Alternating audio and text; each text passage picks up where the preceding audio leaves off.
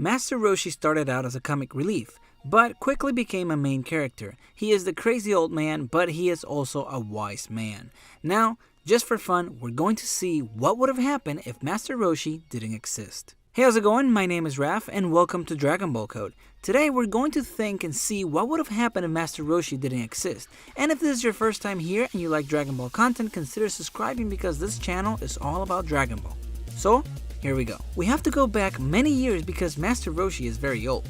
One of the first things that would happen is that he wouldn't have trained Grandpa Gohan or the Ox King. Another thing is that Turtle wouldn't have moved in with him and learned to speak. Time keeps moving and Grandpa Gohan would probably still learn to fight somewhere else. Then he finds Goku and teaches him what he knows. Then a few years later, Bulma arrives looking for the Dragon Balls and Goku joins her. Here they wouldn't have met Turtle or Master Roshi, but even though he didn't exist, Bulma and Goku would end up going to this little island where he lives because the Dragon Ball would still be there. Also, Goku wouldn't have received the Nimbus at this point. From here on, everything would be the same until they meet the Ox King. They would get there because the Dragon Ball was in the castle. Here, Chi-Chi wouldn't be out there looking for Master Roshi, and she would be here with her dad. At first, the Ox King would be angry, and then Goku agrees to help him with the fire, and he tells him about the Bansho fan. And this would be a whole new adventure of him, Bulma, and Oolong looking for the fan. With some time, they would find the fan and return to put out the fire. This time, when they put out the fire, they don't destroy the castle, and here is when Goku makes a promise to Chi-Chi. They would continue their journey and everything would continue to be the same, but Goku wouldn't go train with Master Roshi. Also, Krillin wouldn't leave the temple where he trained to look for Master Roshi, and if he did, he probably would train with somewhere else. Another person that they wouldn't meet would be Launch. So since Goku doesn't train with Master Roshi, he doesn't get to meet Krillin or Launch, and he doesn't find out about the World Martial Arts Tournament. Yamcha would probably be the one to enter the tournament and win. After all, Yamcha wasn't a joke back in the day. So while this is going on, Goku would be looking for the Dragon Balls until he finds the 4-star Dragon Ball. Here he starts encountering the Red Ribbon Army and he would beat up everybody in Muscle Tower. He didn't train with Master Roshi, but I mean, he is Goku and he is still stronger than any other human on Earth. During his fight in Muscle Tower, he breaks the Dragon Radar and he goes to find Bulma. From here, everything would be the same, except that Krillin, Roshi, and Launch wouldn't join in on the adventure. It would just be Goku and Bulma. Also, Bulma would not get separated from Goku.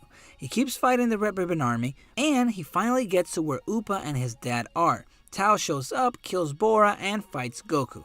This is the first time that Goku sees a beam of energy coming out of someone's hand. Tao thinks that Goku's dead and he leaves. Then Goku goes up Korin's tower to get stronger and takes Bulma with him. When he's done with his training a few days later, Korin is the one that gives him the Nimbus. After this, everything would be the same. He beats Tao and the rest of the Red Ribbon Army. Here, he would be missing one last Dragon Ball, but it doesn't appear in the Dragon Radar. So, Bulma tells him that if something ate it, they wouldn't be able to see it in it. So, they wait a few days but nothing shows up. Surely enough, the Dragon Ball is in a special case that Pilaf has. There's nothing they can do but wait. Here, they wouldn't go to Baba's tournament and that whole section would be skipped, including when Goku sees Grandpa Gohan for the last time. This means that he wouldn't lose his tail at this point, and he wouldn't train it to make his weak point stronger. It's not like it matters because nobody knows about his weakness, and he's still gonna lose the tail in the future. After some time has passed, Pilaf would start moving towards Goku to try to steal the rest of the Dragon Balls, but he fails miserably, and Goku's able to collect the last one. He revives Appa's dad, and he probably ends up visiting Korin. Goku now is seeking more training. Okay, so Goku went up Korin's tower for the second time looking for some more training. But instead, Korin tells Goku about the Tenkaichi Budokai. This makes Goku excited and he wants to train so he can go. He trains and then when the time arrives, he goes to the tournament and gets to the finals. But he meets a stronger opponent who is Tien. He also ends up fighting Krillin, who is there as well, but this time Goku is not his friend. Tien wins and this is the second time that Goku sees an energy blast. So Goku ends up making the Dodon Ray his main energy blast. Another thing that would change is that since Master Roshi is not here, he wouldn't convince Tien to leave his master and leave his evil ways, so Tien would probably become an assassin just like Tao. After this, Piccolo's minion goes to the tournament and kills Krillin. And nope, he's not going to escape from that. So here Goku doesn't go in a rage crying looking for the killer, but he still goes after him. I think that everything would play out the same after this part. Goku meets Yajirobe, blah blah blah, King Piccolo beats him up, blah blah blah, and after healing and drinking the water of the gods, he unlocks all that strength that he didn't unlock because of not training with Master Roshi. Then he goes back and fights King Piccolo, and a big thing here would be that since this time Tien is not in the way, he beats King Piccolo a lot faster and he doesn't get all beat up. After this, he would go to Corn's Tower again and he would go meet and train with Kami. Everything would be the same for a while, time keeps moving, and Vegeta and Nappa arrive. And this time the only people that would arrive to the fight would be Piccolo, Gohan, and Yamcha. Then Tien and Chaozu would arrive since they felt all this destructive power on Earth. They would all meet there and they start fighting the Cyberman. And the same thing plays out, except that Krillin is not the one that destroys them all. Piccolo and Tien do it. Also Yamcha, he doesn't escape his doom, he dies the same way. Then, everything plays out the same until Goku arrives because the only person left standing is Gohan. Goku tells Gohan to leave and he does. He beats Nappa and starts fighting against Vegeta.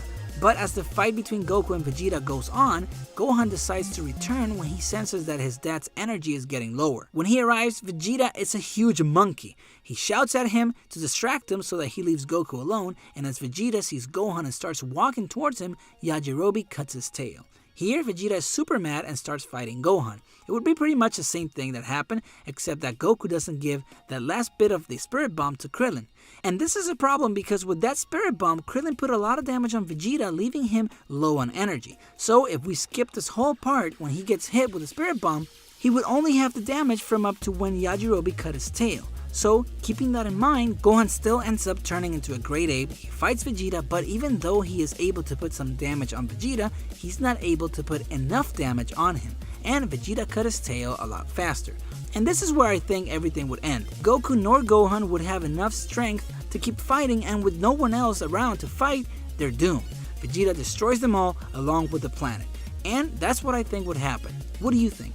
And if you enjoyed this and you would like to support my channel, please check out my Patreon page in the description below. And if you like Dragon Ball content, make sure to subscribe and hit that bell icon so you can get notifications whenever I post a new video. Thanks for watching, and I will see you later.